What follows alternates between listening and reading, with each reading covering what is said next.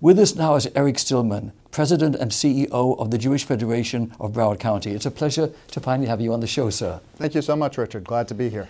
Well, yes, it's an interesting time in history we're witnessing, and Broward County is growing, and things have changed a lot since I first started the show here in South Florida 31 years ago it was actually. Tell us how you see the challenges facing the Jewish community in South Florida at this time. Well, I must tell you, Richard, that I think the challenges that we're facing here in Broward County are in many ways similar to what we're facing throughout the South Florida area, and in fact, Jewish communities nationally are facing this as well. These are very challenging times, and what we have right now is a situation where the economy is very difficult for many, many folks, and what we're also seeing is that their love for Israel and their concern for Israel is being challenged by world events that are threatening Israel and putting it under increasing pressure, and that is very worrisome to a lot of people. The Jewish Federation, or the federations nationwide, are basically like an umbrella organization and one of the 10 largest charities in the United States. In this day and age with so many economic challenges, is there less support, or is everything okay? You know, what we've discovered here at the Jewish Federation of Broward County is that the people who care, the people who want to make sure that those who are less fortunate among us are getting assistance, they continue to step forward. And we have prioritized what are those dire needs that are most critical: feeding people, housing, making sure that the elderly don't have to choose between a meal and paying for their medicine. So we've done that. We're also concerned and working to make sure that Jewish education is available for children and people of all ages. At the same time, we have to remain stalwart in our support for Israel and our concern for the global Jewish needs. So we're very fortunate that there are people who still care, and the people in the Jewish community here in Broward County who choose to step forward and make a difference.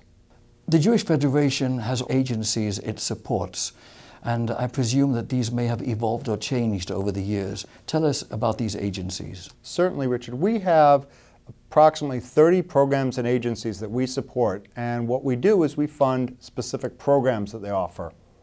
We have 5 Jewish day schools in Broward County. We have a multitude of synagogues. We have 2 Jewish community centers, and we have a variety of other agencies, and some of them have changed a lot, and some of them are new, didn't exist perhaps when you started your show 31 years ago. And then there are others that will be developed that do not yet exist. And what we have found is that by partnering with the synagogues and the various agencies to find those particular programs and services that are most needed in our community, and for the Jewish Federation of Broward County to fund those specific programs and services, that it is in fact doing more good in the community and helps the contributors, the donors, to feel that they can absolutely follow the dollars that they contribute to see how it helps. Industry and technology change all the time, and in our industry especially. And I presume in charitable organizations also. How are you going about promoting the cause and all of the different activities that you support? How is the outreach occurring today as compared to the past? Well, I think you're right on target, Richard. There have been so many changes. Clearly, a decade ago, nobody knew what Facebook was. Nobody had heard of practically having any kind of a social media network approach, and it was very much, it was a frontal type of approach, and there wasn't the kind of web presence that people have now. Nobody knew what a blog was. And so we've evolved, and we've gone away from only relying on putting things in the mail and sending people something through the postal service. We now are extensive users of email. We're using Facebook. We're using blogging. We are doing webcasts and webinars, and all of these technological innovations are only possible as the industry as a whole progresses. And so we're very fortunate that we have the access to these technological means so that we can spread our message and communicate and interact with our community members and our donors and volunteers in these new medium that were not possible, for instance, a decade ago. This is very interesting, and I'd like to ask you if the new technological media that you're using, is it more effective than the way you were doing things in the past, such as using mail exclusively? what we found is we're in an evolutionary period. There are still some folks who rely upon getting a letter in the mail, and they can open the envelope, and they can write a check, and they can send it back and put it back in the mail to us, and they feel very comfortable with that method. At the same time, there are lots of folks who say, I want to get something online. I want to get an email. I want to hear from you through Facebook, and they want the Jewish Federation of Broward County to communicate with them that way. And so we've evolved tremendously. We've created personal fundraising pages, and we've grown that aspect of our giving. Internet-based giving has dramatically increased just in the last year. The Jewish Federation of Broward County has a much more robust, dynamic presence on the internet, on the web, and Facebook and so forth than we ever had before. And we're seeing a lot more donations coming online as a result of it. I'd like to ask you about new initiatives Federation has. Well, I appreciate your asking. The Jewish Federation of Broward County is particularly concerned with broadening all forms of giving. And so one of the ways that we're doing that is that we're giving a lot of presence and importance to other streams of giving than just the traditional ways in which people are accustomed to. So for example, through our Jewish Community Foundation, we are giving people the opportunity to contribute to any specific area of interest that they have. We've set up a number of what we call our vision funds. And in addition to that, we have a special campaign for the corporate or business community. And we're accepting restricted and designated gifts, all of which are in addition to our unrestricted annual campaign, which has been the bedrock of our community for years and years. And as a result, we're giving more people more ways in which they can give. And we feel that if we give people the opportunity and they can choose where they want to give and to direct their funds, that they're going to be more comfortable with those gifts, and they're going to want to give more because they know it's going to what exactly they think is important. So it's no longer restricted to charitable donation funds, but even from other budgets, corporate budgets? Sure. So we get support from the business or corporate community. Sometimes those are marketing dollars. They see it as a form of marketing or advertising their business. Sometimes it's charitable, comes from a charitable foundation within the business.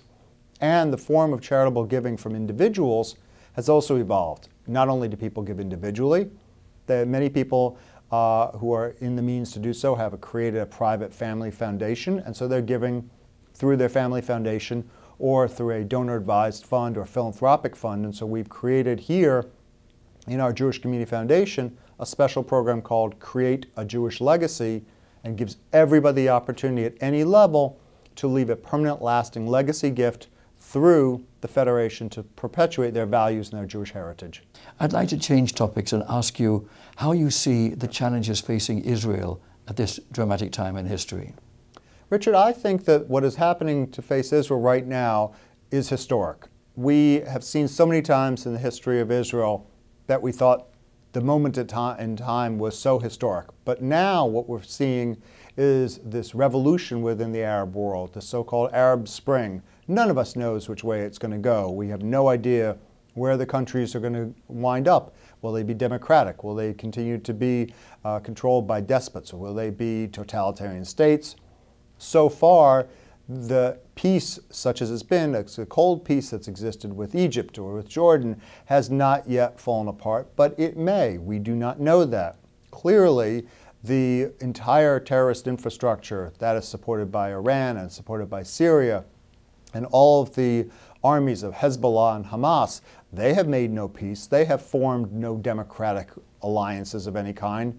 They are still ardent enemies of the state of Israel. So we know we must stand strong with Israel, shoulder to shoulder with Israel, and continue to press all levers of government within the United States, the President, the Congress, and on our local and state level to make sure that America stays strong in its support and defense of Israel. A sad point I'd like to make is during the 2006 war, when Israel was being attacked relentlessly by terrorists in Lebanon and of course elsewhere, Israel finally retaliated, and I like mentioning the hypocrisy of the world in which they accused Israel of being disproportionate in their response, using the word disproportionate as a device to make it appear as if Israel, the victim, was the oppressor. What are your thoughts on how the media twists the truth? Unfortunately, we have seen far too many examples. What happens in the media, what happens at the United Nations, is used as a way of pummeling Israel, of making Israel the bad guy, of Israel becoming the oppressor. It's turning the truth on its head, and we have seen that far too often, and what we must do is combat each and every example of that. It is part of this larger campaign, the delegitimization campaign against Israel, and what we have to do is to call out the facts and to refute each and every incident where it occurs, because the efforts of boycott, divestment, and sanction against Israel are part of an unrelenting political terrorism campaign to try and prevent Israel from defending itself and from protecting her citizens. And we, as friends of Israel, must remain strong in knowing that this can never happen and that we must fight all efforts against her. What you're saying brings to mind the Goldstone report and how he damaged Israel and later recanted.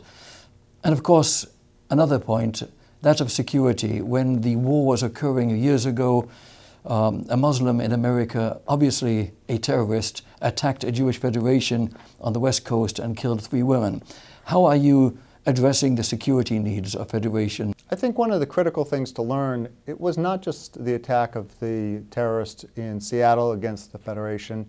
There have also been attacks. There was an attack a number of years ago against a Jewish community center in Los Angeles. And we have to be clear that these efforts, whether they are by so-called lone wolves or one individual gunman, or whether they're part of a terrorist plot involving a terrorist cell, we have to be clear that protecting our institutions and the people who use them is a top priority. And so we at the Jewish Federation in Broward County work very closely with our synagogues and with the Jewish community agencies here in our network to make sure that we have adequate security preparations in place and that we are using reasonable security measures at all times to be sure that we do not leave the door open to any of those individuals who would do us harm. Before we conclude our interview for today, what special message would you like to convey to our audience? Well, I appreciate that very much, and I must say that the Jewish Federation of Broward County is here for our Jewish community. We ask you to call upon us, let us know how we can help you, and know that we are here to help the community, and all you can do to assist us will make that possible. Mr. Stillman, it's been a real pleasure having you on the show. We have to do this again sometime soon. Absolutely. I'll be right back.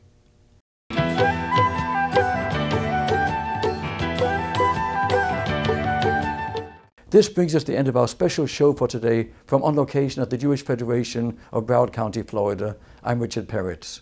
Thank you for being with us.